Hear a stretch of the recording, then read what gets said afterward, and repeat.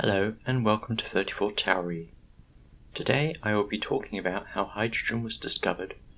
I will also be talking about the scientists involved in that process and a bit about the element itself. Hydrogen is the simplest of atoms consisting of a single proton orbited by a single electron. The fusion of hydrogen with itself and other elements is the power source for most stars and produces most of the heavier elements in existence. It is also the most abundant element, making up 90% of the visible universe. Within our own Sun, the supply of hydrogen is so vast it will take another 5 billion years for it to run out. The first documented synthesis of hydrogen comes from the Swiss alchemist Paracelsus, or to give him his full name, Philippus Aurelius Theophrastus Bombastus von Hohenheim. In the early 1500s, he noticed the production of flammable bubbles of gas when he mixed iron filings with sulfuric acid.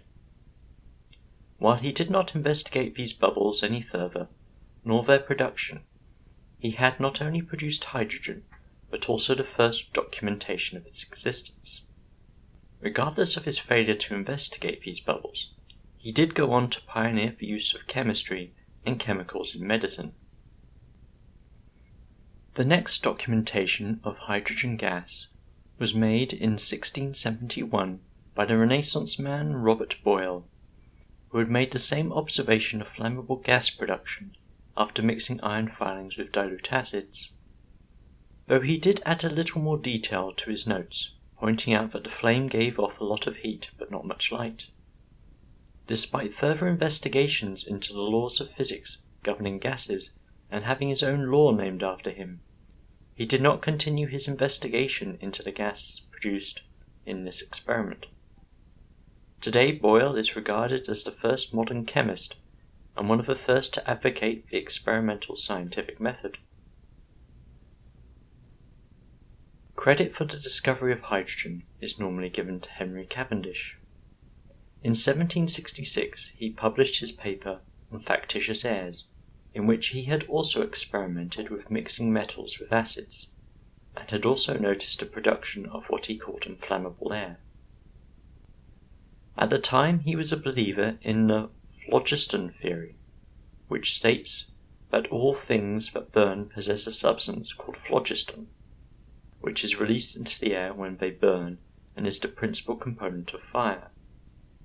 Just to remind you that at this point in time, chemistry still revolved around the classical elements of fire, water, earth, and air. Now, since the same amount of inflammable air was produced by adding the same amount of a certain metal to different acids, Cavendish posited that the inflammable air had to have come from the metal itself and was hence phlogiston.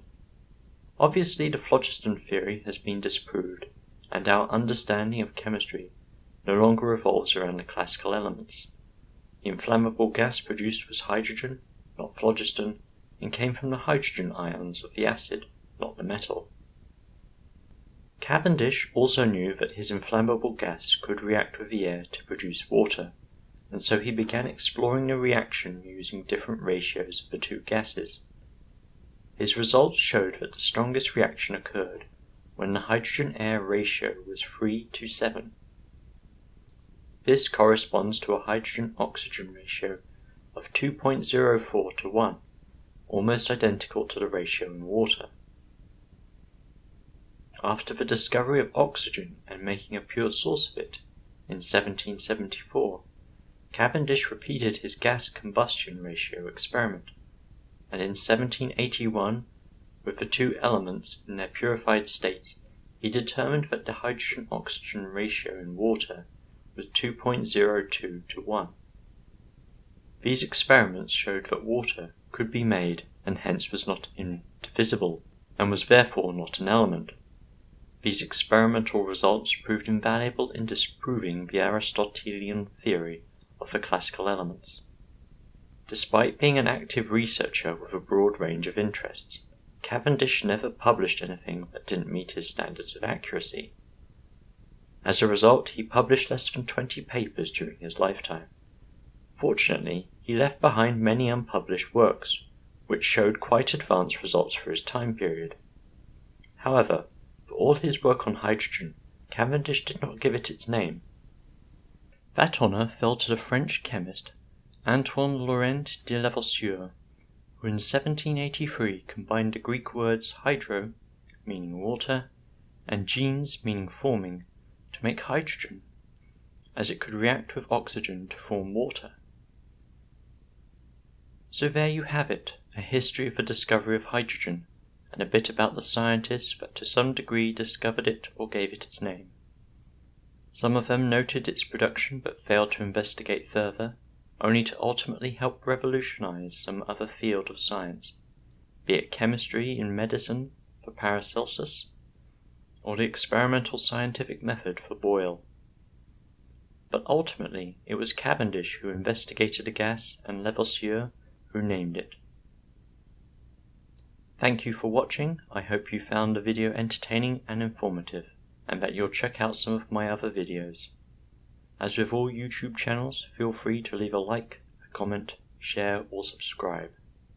Until next time, have a good evening.